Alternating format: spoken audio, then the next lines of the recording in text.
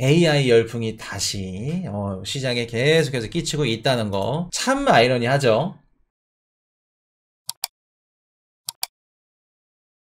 자, 미국 실업수당 청구 건수 24만 2천 건 예상치 하에. 거의 한 최근 3주, 4주 동안 신규 실업수당 청구 건수가 급증을 했었죠. 실업자 수가 늘었다는 겁니다. 근데 이번에 나왔는데 뭐 좋게 나왔어요. 실업자 수가 줄어들었다고 합니다. 그래서 그 전주보다 2만 2천 건 가까이가 감소를 하면서 좋게 나왔죠. 그래서 179만 건, 9천 건. 그래서 계속 청구 건수 요것도 줄었다는 거. 월가 전망치에 비해서. 야, 아직도 미국 신규 실업수당 청구 건수가 이렇게 크게 튀지 않고 미국의 고용시장이 견고하구나, 좋구나. 그렇게 생각하면 어떻게 해요? 당연히 6월달에 25bp 금리 인상 하겠구나 라고 생각을 하는 겁니다. 자, 미국 4월 집값도 11년 만에 전년치 대비 최대 하락. 매매 건수는 3.4% 아래로. 지금 미국의 집값도 11년 만에 가장 큰 하락폭을 기록했다. 미국에 있는 집값도 당연히 빠지고 있죠. 부동산 시장이 지금 얼어붙은 상태겠죠. 당연히 미국에서도. 자, 이런 식으로 지금 쭉 빠지고 있다. 자, 연준 6월 금리 추가 인상, 중도파 인사 동결은 아직. 그래서 연준 위원들도 이제 나와서 하는 말들이 뭐냐면 아직 금리 인상 끝나지 않았다. 아직 물가 빠지는 거 확인하지 않았다. 이런 얘기를 또 하는 이유가 뭐냐면 계속해서 우리가 기대 인플레이션, 얼마 전에 나왔던 뉴욕 연은 미시간대 기대 인플레이션이 상승을 했죠. 그러다 보니까 요거를 짓밟아 줘야 돼. 고착화되면 굉장히 곤란하다는 거. 그렇기 때문에 기대 인플레이션을 짓밟아 주기 위해서 금리 인하는 못합니다. 금리 인상 동결도 아닙니다. 요 말밖에 할 수 없다는 거. 그래서 아마도 코인이슈가 개인적으로 생각하는 건 6월달 25bp 인상은 힘들지 않을까. 근데 만약에 25bp 인상을 해. 그러면 기회가 찾아올 겁니다. 오늘 그 Q&A 방송에서 좀 했었죠. 어떤 기회인지. 자, 월마트 분기 실적 예상치 상회, 연간 가이던스 상향. 월마트 실적 발표가 나왔는데 예상치보다 좋게 나왔습니다. 그래서 지금 이전에 나왔던 홈디포 예상치보다 안 좋게 나왔죠. 그러면서 주가가 하락했고 시장에 안 좋은 것들을 끼쳤는데 지금 월마트는 좋게 나왔다. 자, 월마트는 왜 좋게 나왔을까? 월마트 좋게 나온 이유. 자, 월마트의 매출의 60%가 어디에서 발생을 할까? 월마트 매출의 60%가 어디에서? 우리가 먹는 거, 식료품에서, 식자재에서 발생을 하기 때문에 대충 우리가 아무리 경기가 힘들고 주머니 사정이 안 좋고 뭐가 막 쪼들리고 하더라도 쌀은 먹어야지. 미국인들은 뭐 먹나요? 빵은 먹어야지. 버터는 먹어야지. 그 아보카도는 먹어야지. 먹고 사는 건 먹어야지. 그렇기 때문에 매출의 60%가 식료품에서 발생하기 때문에 매출이 어느 정도 선방을 했고 오히려 좋게 나왔다. 근데 여기서도 보시다시피 홈디포에서도 우리 고가의 목재 가구라던가 이런 것들은 잘 안 팔렸죠. 여기서도 고가의 제품들은 구매 수요가 둔화됐다. 판매량이 둔화됐다. 그렇게 나오고. 자, 그러면 한 가지 한번 여쭤볼게요.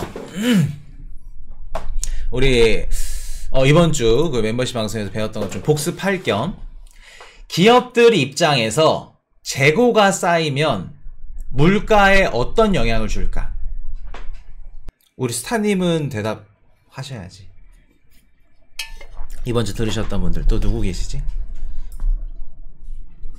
기업들이 재고가 많이 쌓였어. 이거는 물가의 어떤 지표예요?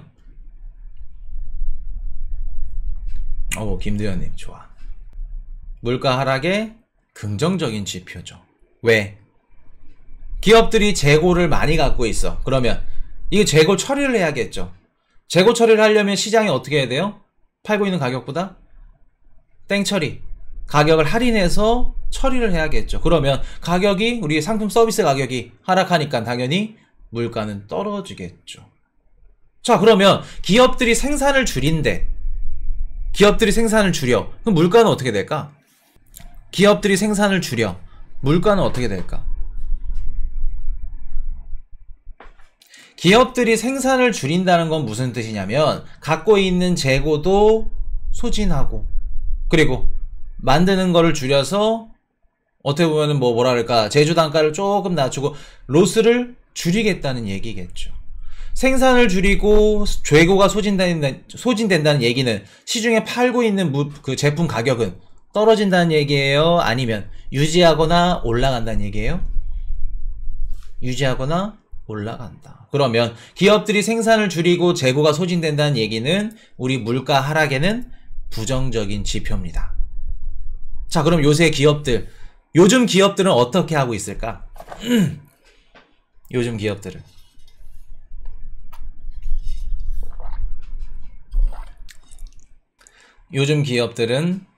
재고떨이도 맞겠지만 생산을 줄이고 있습니다. 보통 우리가 일시적으로 수요가 감소해. 한 달, 두 달 일시적으로 뭐 때문에 성수기가 아니어서 그렇게 되면은 기업들 입장에서 생산을 감소하지 않아요. 생산을 쭉 유지하고 어떻게 하죠? 남는 재고를 시장에 던져서 재고 떨이를 합니다. 근데 지금은 앞으로 이번 연도 연말 내년 기업들이나 우리 각 기관들 뭐가 올 거라고 생각을 해요? 경기 침체가 올 것 같습니다. 경기 둔화가 올 것 같습니다. 안 좋을 것 같습니다. 그럼 내 기업 입장에서 공장을 돌린 사람 입장에서 당연히 생산을 줄여야겠죠. 자, 생산을 줄이고 재고가 소진된다. 우리 물가 하락의 어떤 지표라 그랬죠? 물가 하락의 안 좋은 지표, 부정적인 지표라고 말씀드렸죠. 코인 이슈가 작년부터 뭐라고 말씀드렸죠? 물가 하락 크게 되지 않을 거다. 원유값 어느 정도 일정 수준 유지될 거고, 워렌 버핏이 옥시덴탈 매수한 이유와도 상충되는 얘기고, 그리고 물가 하락이 더딘 이유, 기업들의 지금 생산량을 줄이고 있고 재고가 소진되고 있기 때문에. 이해되셨나요? 그렇기 때문에 물가는 크게 드라마틱하게 아래로 빠지지 않는다. 그렇게 퍼즐 하나하나씩 이렇게 맞춰 가는 겁니다.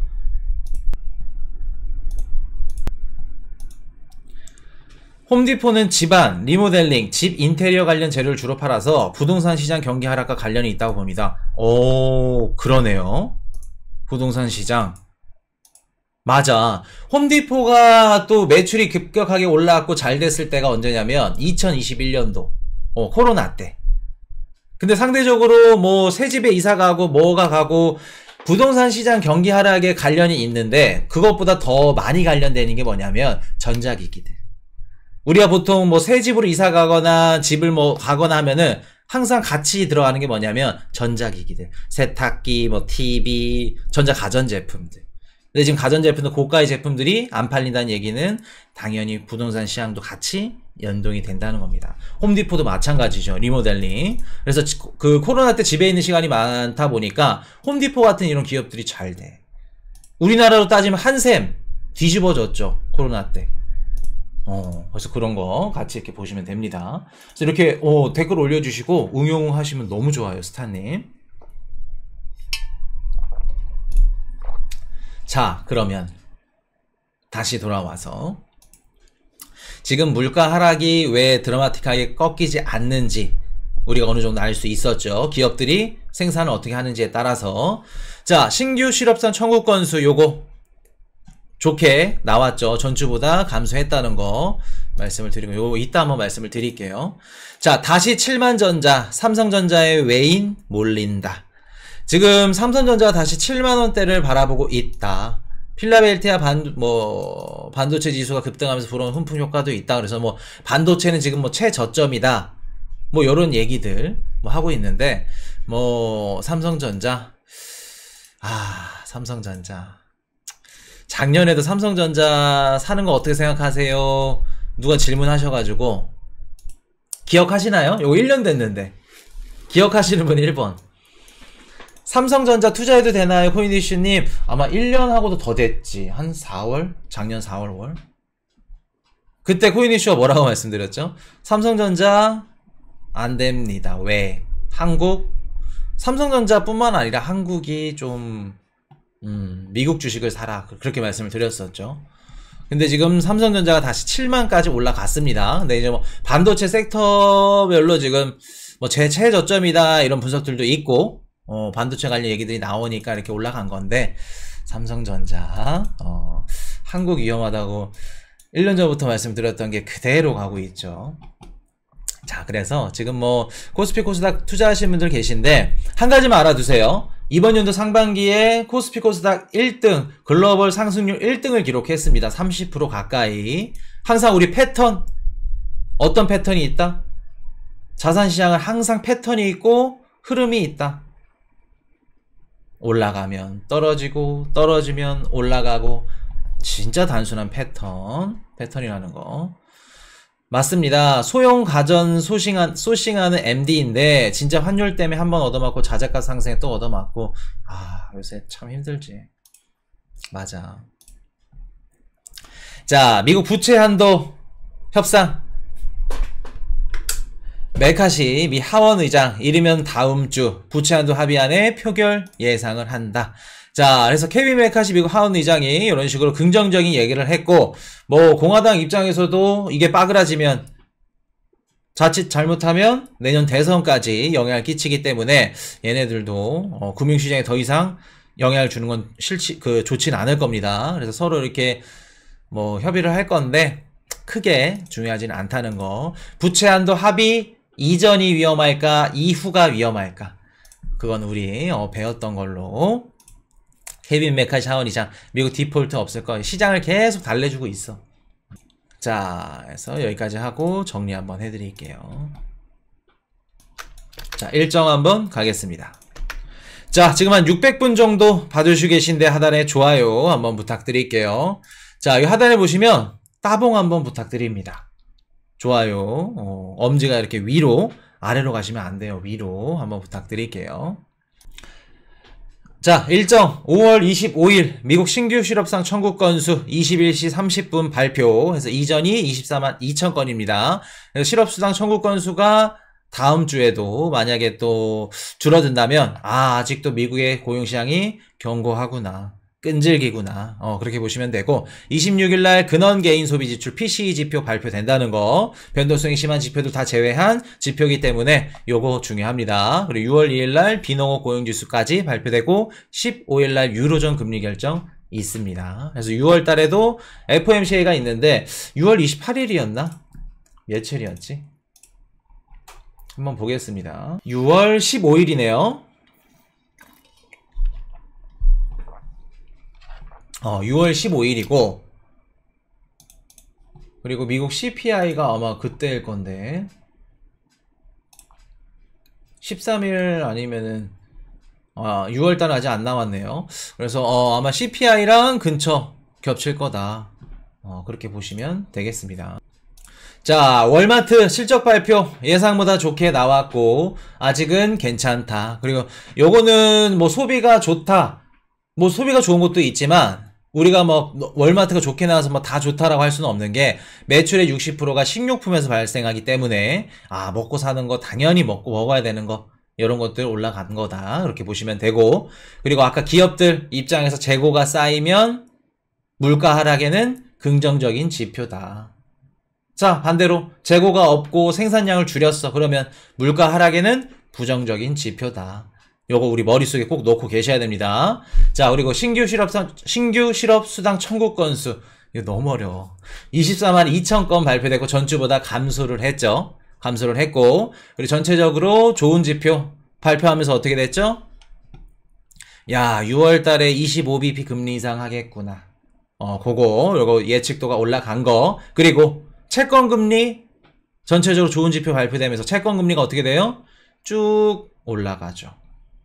지금 시장에 좋지 않은 지표 중에 하나가 또 채권 금리가 올라가고 있습니다. 야금야금 올라가요. 요거 한번 다뤄드릴게요.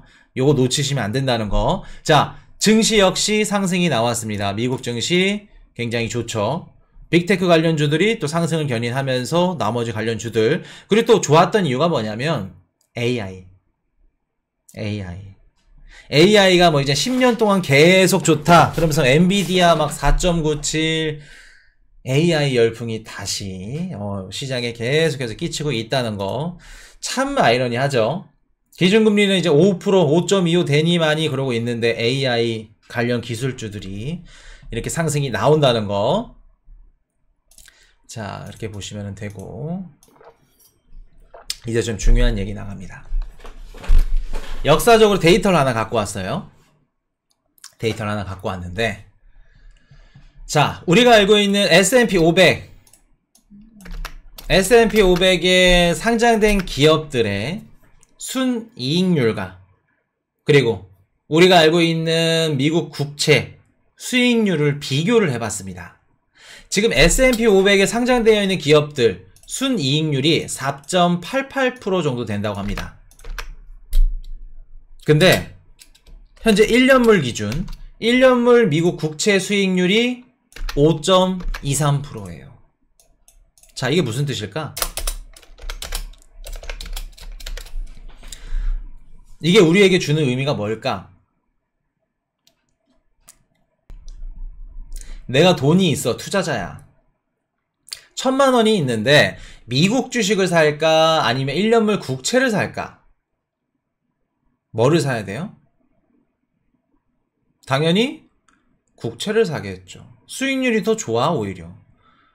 우리가 주식을 사서 리스크가 있으니까 해당 기업에 투자를 하고 수익을 가져가야 되는데 순수익률이 더 낮아. 4.88이야. 그러면 내가 투자자면 주식보다는 채권에 투자하겠죠. 자, S&P 500에 상장된 기업들의 총 매출의 40%가 미국 이외의 국가에서 발생이 됩니다. 그 뜻은 수출 기업이라는 거죠. 자, 넷플릭스가 무슨 기업이죠? 넷플릭스? 수출 기업입니다. 매출의 60% 70% 이상이 어떻게 해요? 수출. 원화 땡기고, 인도 루피 땡기고, 러시아 루블 땡기고, 위안화 땡기고, 수출하는 기업입니다. 그런 기업들이 S&P 500에 다 상장이 되어 있고, S&P 500의 기업들의 매출의 40%가 수출, 달러가 아닌 다른 외환 시장에서 나온다는 겁니다. 자, 그러면 우리가 지금 블록 경제야. 경제를 지금 배우고 있죠. 블록 경제야. 블록 경제는 뭐예요? 친한 애들끼리 서로 수입하고 수출해. 그리고 내가 미국이 싫어. 그럼 미국 기업 때려. 관세를 매긴다던가 아니면 세금을 더 걷는다던가 때려. 그러면 미국뿐만 아니라 전 세계에 있는 기업들이 수출 시장이 좋을까?